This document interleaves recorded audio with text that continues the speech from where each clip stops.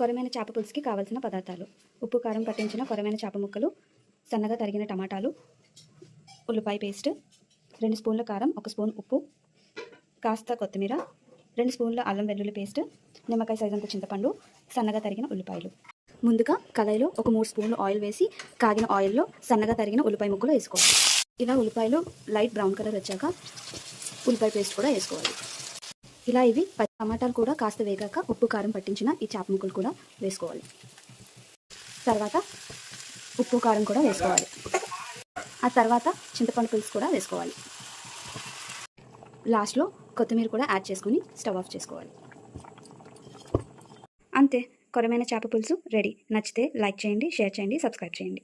కొరమైన చేప పులుసుకి కావాల్సిన పదార్థాలు: ఉప్పు కారం పట్టించిన కొరమైన చేప ముక్కలు, సన్నగా తరిగిన టమాటాలు, ఉల్లిపాయ పేస్ట్, 2 స్పూన్ల కారం, 1 స్పూన్ ఉప్పు, కాస్త కొత్తిమీర.